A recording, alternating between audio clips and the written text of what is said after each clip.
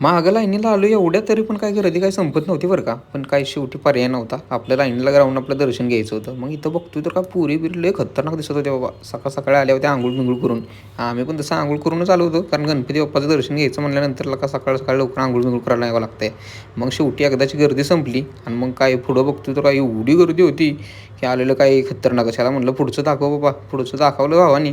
तर बघा कसं दिसतंय. खतरनाक एवढी गर्दी. त्याला मग म्हणलं जरा मग मागचा नजारा पण दाखवणं गरजेचं आहे बरं का. मग सांगताच भावानी गाड्यांना लगेच मागं कॅमेरा केलाच बघा. बघा कसं दिसतंय मागचं खरं 2 मिनटं तरी झाली का आम्ही उभे राहिलेलं. एवढी गर्दी झाली होती खतरनाक. सगळं मग पुढं गणगणातही नमः करत आम्ही आलो पुढं.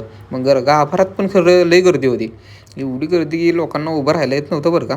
पण काय पर्याय नव्हता. आता दर्शन घ्यायचं म्हटल्यानंतर आणि नवीन वर्ष असल्यामुळे लईच गर्दी.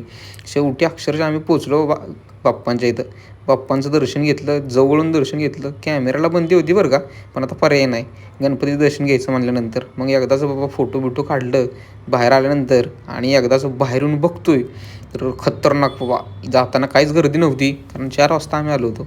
बाहेर येऊन बघतोय, आम्हाला एक 5:30च्या आसपास वाजल्या होत्या.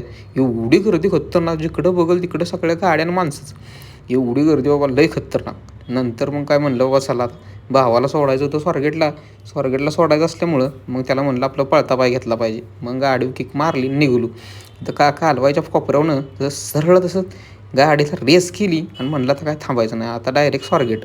मग एकदाच बाबा पटपट आलो. स्वारगेटच्या पुलापाशी खाली पोहोचलो. इकडं-तिकडं बघतोय तर स्वारगेटला पण चांगलीच गर्दी होती बरं का सकाळी. कशाचं काय सगळं बघल तिकडं गर्दीच गर्दी. कारण इथं पुणे आहे भाऊ. पुणे म्हणलं की काय विषयच हार्ड. पुणे तिथं तुम्ही जसं म्हणतो ना आपण, पुणे तिथं काय उणे. हे खरं आहे.